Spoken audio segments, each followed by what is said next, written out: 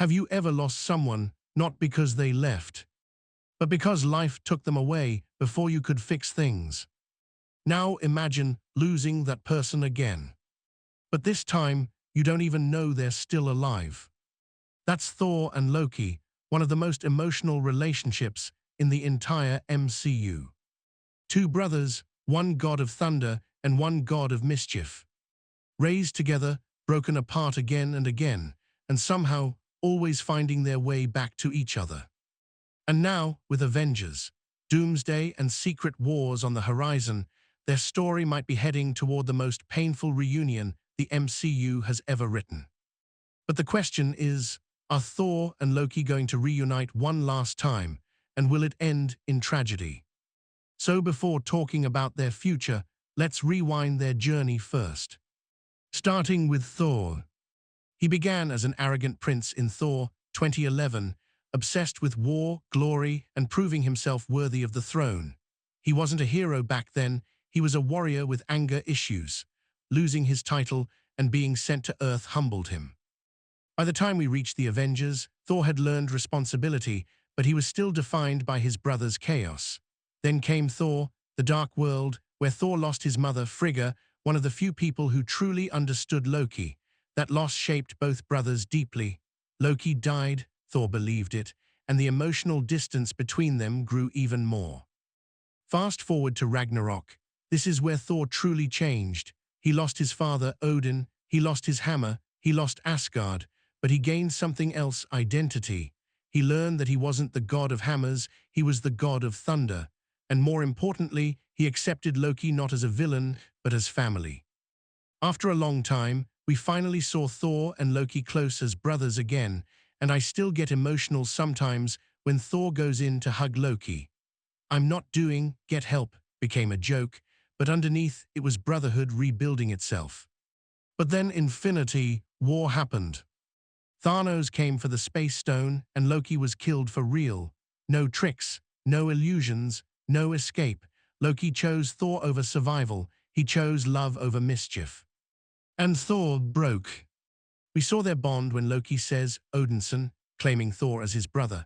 Then, when Thanos leaves and Thor breaks free from the metal restraints, the first thing he does is hug Loki and call out to him, even though deep down he knows his brother is gone for real. And in the TVA files, we saw Loki alive until the blast, so maybe Loki even felt his brother hugging him. That single moment triggered Thor's downward spiral.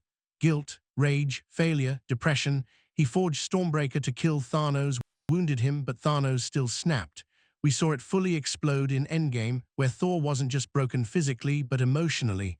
He failed his brother, he failed his people, he failed half the universe.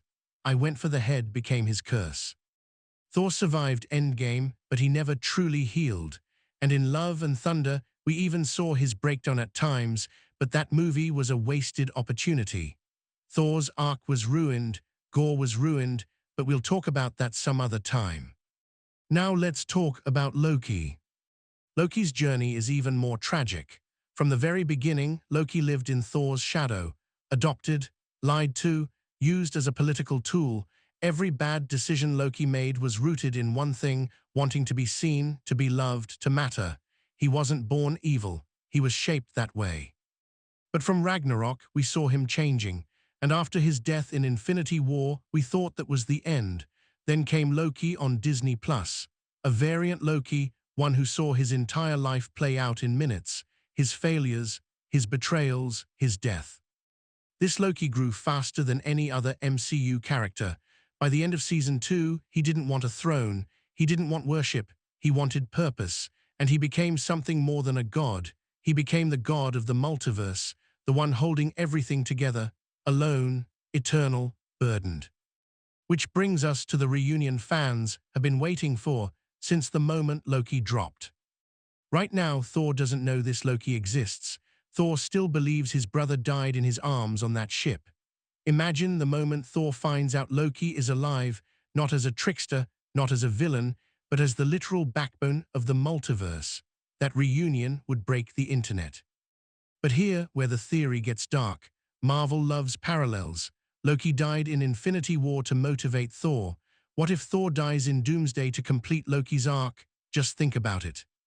Thor is one of the last remaining original Avengers. His story is nearly complete. He's lost everyone: Odin, Frigga, Heimdall, Jane, Loki. His role in Doomsday could be the ultimate warrior sacrifice, not out of rage, but out of love. What if Thor sacrifices himself to protect Loki? What if Thor chooses to die so the multiverse survives?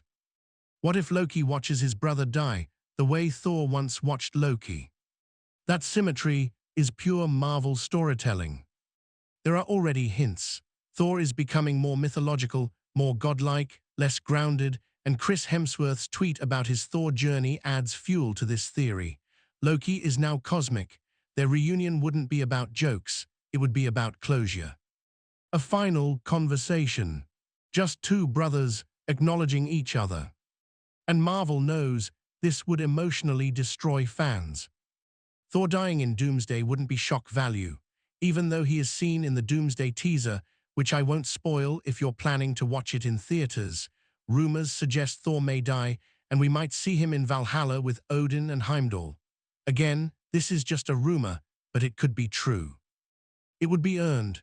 It would echo Loki's death in Infinity War, but this time Loki survives. This time, the brother left behind carries the pain. And that would be poetic. Whether Thor dies, disappears, or passes the mantle, one thing is clear. Thor and Loki's story is not finished until they meet again. Because the MCU didn't start with Iron Man alone. It started with a family. And it might end with one last goodbye. Drop your theories in the comments.